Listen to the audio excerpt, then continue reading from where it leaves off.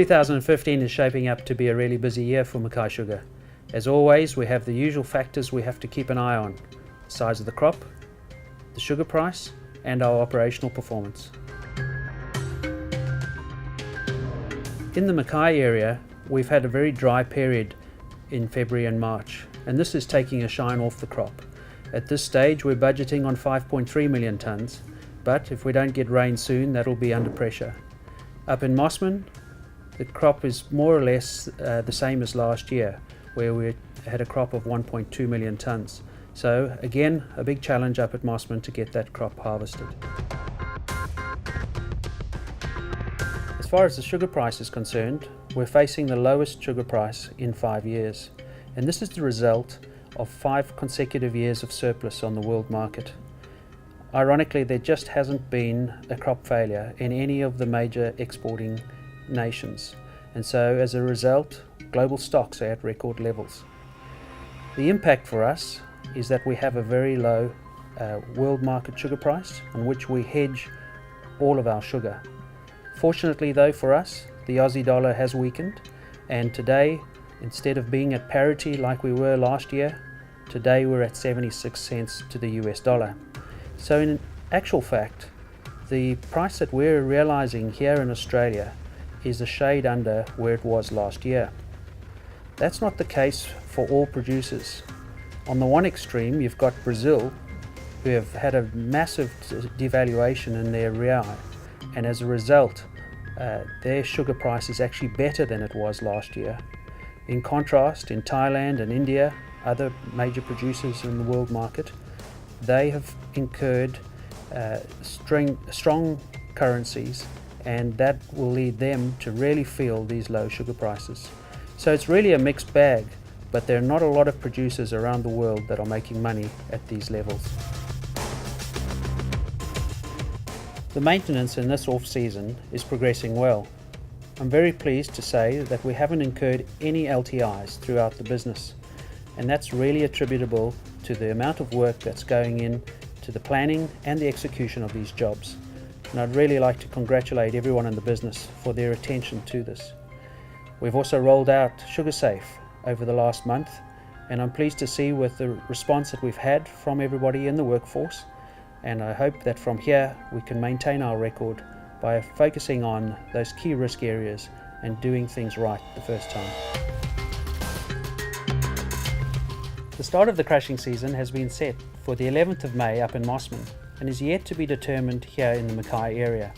But at this stage, we're targeting for a staggered start commencing in the first week of June. We obviously have a lot to get done in the factories before those dates, and where necessary we are putting on additional shifts to make sure that we're working on the critical path items. Over at Farley, you're aware of the Farley boiler project, and at that project we have had significant delays in some of the fabricated material that's coming out of China. With the shipping delays, this has put us back a couple of weeks, and as a result we're having to get WDT to reorder their erection sequencing. So as a result of that, Farley is likely to be the last of the factories to start, but still will be early in June. You would have heard that there's a lot going on in the sugar marketing debate. There's not only just the Senate inquiry that was covered in the newspapers recently, but there have actually been 3 inquiries. The first was a Queensland State inquiry, which has actually ceased with the change of government.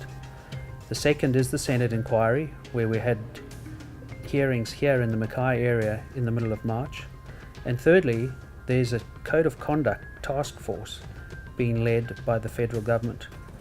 All 3 of these are reviewing the changes that have come about as a result of Wilma, MSF and COFCO giving notice to withdraw from QSL, and the obvious reaction by the growers who are concerned about the transparency of their pricing.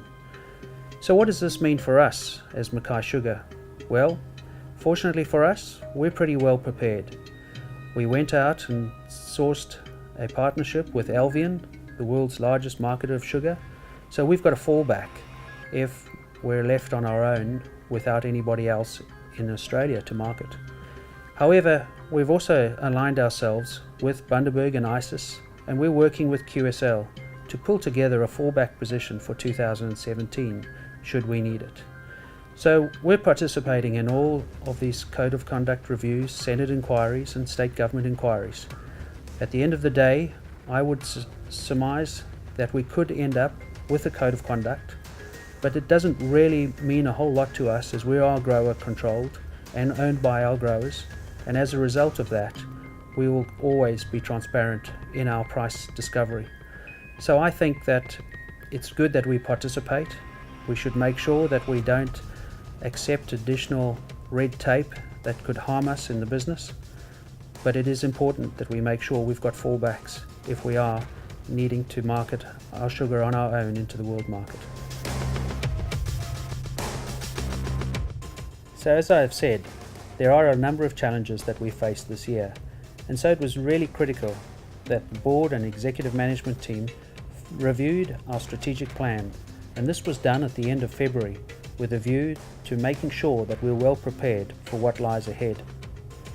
The strategic plan is focusing on our operational performance, which should be no surprise to anybody, making sure that we can source the dollars that we need to put into the factories and the rolling stock and cane rail. It's really important that we find ways to find the necessary money, and much of the time was spent focused on that.